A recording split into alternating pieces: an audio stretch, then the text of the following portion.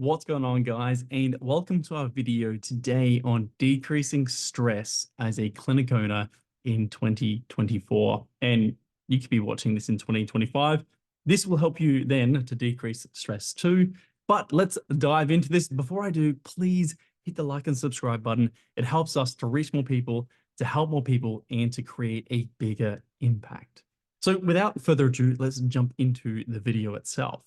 Now, there are a few questions that I'd like you to answer as you're going through this. I'm hopefully going to give you some more context and help you out with how to answer these best.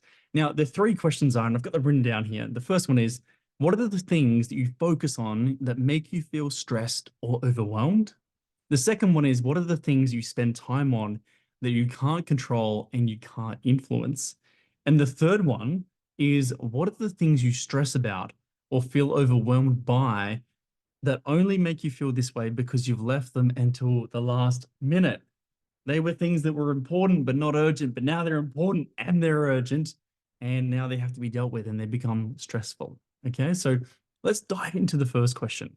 So what are the things you focus on that make you feel stressed or overwhelmed? Now, I'd encourage you to think about over the last quarter, over the last month, over the last week, and over the last 24 hours. What are the things that you stressed about, or what are the things that made you feel overwhelmed? Create two columns. The first column is your business, and the second column is your personal life. Okay, it's important to do these for both and also to separate these two. We want to be able to decrease stress in all areas, but today we're going to be focusing more on the business side of things. So create a whole big list there of all those things that make you feel stressed and overwhelmed.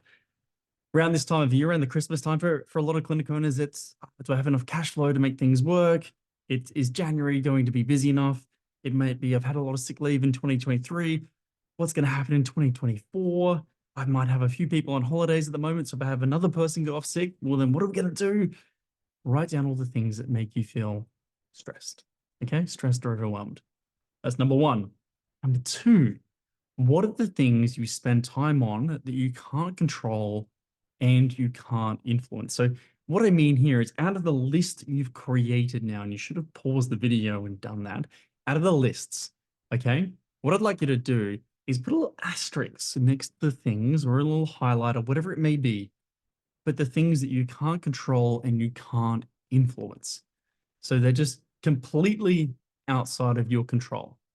Okay, and now an example I just said before is, I've got a few people on annual leave at the moment, and early January with these people on annual leave, if someone else goes off sick, well, then what am I going to do? Okay, that's something that you can't control and you can't influence. And so write down or put a little asterisk next to all of those things. Now, there may be things that you have some influence over. So you may be stressed or overwhelmed by, well, what if we lose a team member? What if someone leaves us in the first quarter of the year? This can be really hard to replace them. Hiring can be challenging at the moment. So that may be what you're thinking. Now, I would argue that we have influence over this. We don't have control. We don't have full control. We can't make people stay. It'd be awesome if we could, right? But we can't make them stay. So we have influence over this, however. Now, in your mind, you can think about, how much influence do I have over this? And I would actually put down a percentage. And so let's say for having people stay in the team, I would put down that we have 80, for me anyway, 80% influence over whether someone stays or goes. And the reason I said 80% is because I feel like if we create an amazing place to work, an absolutely amazing place to work, and we genuinely care about our team, and we reward them financially well for what they do, and we reward them non-financially as well, in appreciation and gratitude, and we listen to them and we create this amazing place they want to be a part of, then I believe we have a large influence whether they stay or whether they go. So what I'll get you to do now is to go down and put a little C. For me, I put a little C, a little control, things that I control 100%. Okay. And then I go, let's say, put a little asterisk next to the ones that you don't have any control or influence over whatsoever. And then the ones that you do influence, I write down, what percentage do I believe that I can influence this? Okay. Because the things that you don't control,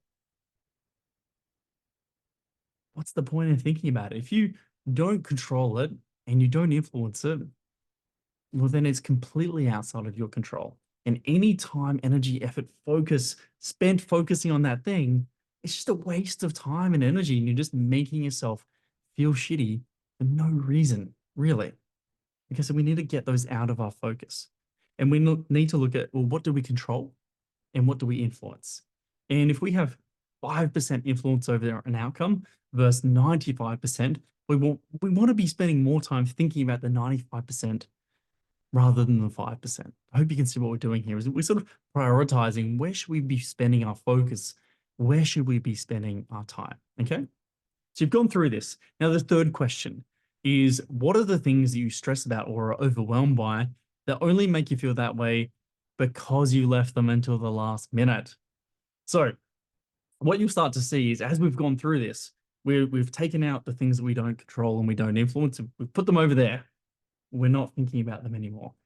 Now we've given a percentage to the things that we influence, and for the things that we control, we understand, and we can basically reorder these into what are the order that we should be considering them or thinking about them within. Now, the next step is out of those, maybe highlight it, get a yellow highlighter or whatever it may be, but which of those things that you're stressed or overwhelmed by are only there because we've left it until the last minute because we didn't prioritize them early enough, because they sat as something that was important but not urgent until we had to get it done. And typically, remember when you're at uni, right? Remember when you're at uni and you had 8 weeks to do an assignment and you're like, this semester is going to be different. This semester, I am going to do my assignment 6 weeks out. But then you hit 4 weeks out and you haven't started yet. You're like, all right, I'm going to start this week. And now there's 10 days to go and you still haven't started. And you're thinking, all right, we really have to do this now. 2 days to go, 48 hours. You're like, damn it, I really need to start this thing. And you get your Red Bulls, you get some junk food, and you go nuts for 48 hours and you get it done. And it's stressful and it's hard, but you pass and you're stoked. Okay. I'm sure this has happened to you. Maybe it hasn't. It's definitely happened to me. And this is something that a lot of people say is when there's that deadline, it does become stressful, but I get it done. Okay. What we want to do here is we want to actually stop things from getting to the point where it's stressful or overwhelming because we haven't prioritized things that are important but not yet urgent. But then that leads me into a really key message is, what about those things that are important but not urgent and they don't have a deadline? Those things just get pushed indefinitely into the future. Indefinitely. They never, ever get done until something changes. And so for you, you've got this list of things that stress and overwhelm you. But I wonder, what else do you really need to be working on that's important that doesn't fit on this list because it doesn't have a due date, because it doesn't have an end date? And I would think about that as well. Things that we just indefinitely push out, things that we should do. We know we should do that, but we don't. Okay. Now, the next question that I would like you to answer, there's one more, is when you were feeling the most inspired in your life as a clinic owner, what were you doing both personally and professionally? What did your life look like? What were you working on? What did your home life look like? How was your health and fitness? How was your diet? How was your drinking, going out with friends, whatever that was? What were all those like? What were you working on professionally? What was your role within the business? What were you doing then? What did your team look like? Map that out. What did it look like, your business and your personal life, when you were the most inspired you've ever been as a clinic owner? Because this is going to give you some hints as to things that you can start working on. Because often we find ourselves in a bit of a slump. We find ourselves not feeling so good about what we're doing. Maybe we just get a dip in motivation. Things take a little bit of a turn for the worse. Maybe we lose a team member. Maybe we're not quite as utilized as we'd like to be, or maybe we're just working on the wrong things. And so what we want to look at and get some clues from is when we were feeling successful, when we were inspired, when we were jumping out of bed in the morning to be like, yes, I get to do this today. I get to do this today. What did life look like? What were those things that you were doing consistently? And just pick one or two of them, just one or two, and try and pull them back. How can you add them into what you're doing right now? How can you work more on those things that you love working on and less on those things that really, really drain you?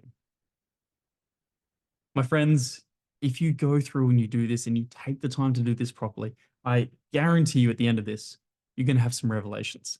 You're going to have realized some blind spots. You're going to realize that, hey, you shouldn't be focusing on these things over here because they're not really serving you. You don't have any control or influence. These things over here that you do fully control, we should be focusing on them. And the things we have influence over, we should be prioritizing based on the influence we have and the outcome it's going to achieve for us.